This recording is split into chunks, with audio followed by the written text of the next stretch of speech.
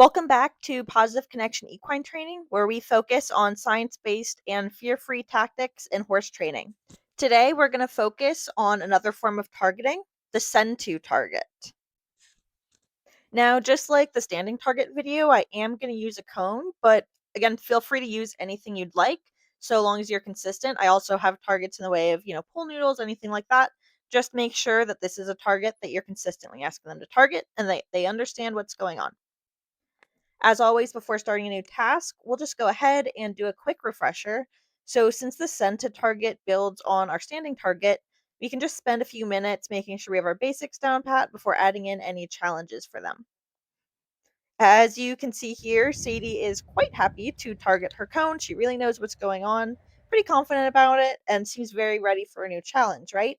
And so that's where I can start off. Just moving the cone very slightly farther away. And I know you're probably looking at this, rolling your eyes like this is way too easy. She moved it maybe an inch. And yep, that is exactly the point. So we want this to build their enjoyment by giving them those really easy wins. But also, if we think about it, what is this doing? It's making them move slightly towards the target in order to touch it. And what does the send to target build on? Ask the horse to move to the target from a distance. So we have all of these small steps, super easy for the horse, make it almost errorless, and makes it into the key for success. So what happens when they get used to just following the cone that moves slightly away? Yay, new challenge time, right? We can now move it, drum roll here, 2 inches. So we'll also now start on working on doing some mini move to targets and then breaking in between just to reinforce some normal stationary targeting. As we continue, now we can also see about maybe some small additional challenges. Maybe we walk our horse away, reapproach the cone, and then ask them to target from a step or two away. And so adding into that, if they don't move, that is totally fine.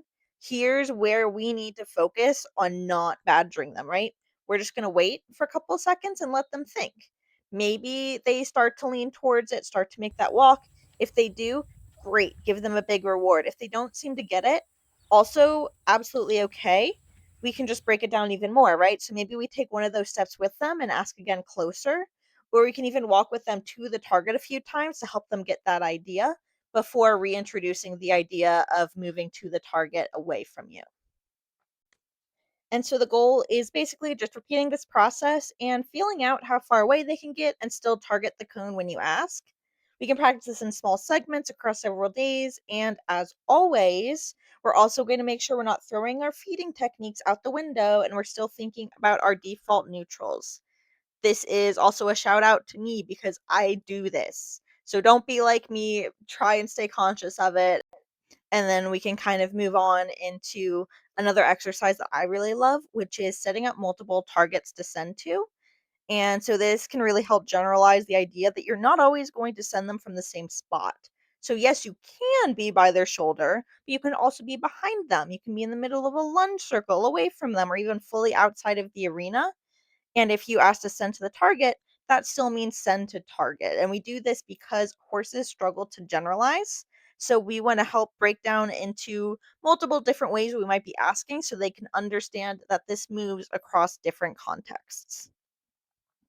We can also use this exercise to walk on the outside and then ask your horse to target some of the times and then ask them to walk with us on others just to make sure that they're only targeting on cue.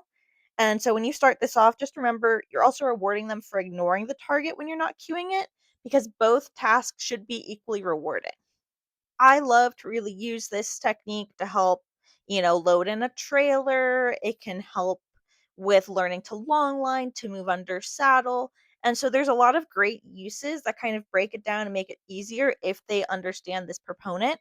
So definitely recommend. And it's just so fun because, fun fact, when you see all those movie horses galloping around, there's a lot of times they have a send to target at the end of that area. So that horse is being sent loose to go straight and head to that target.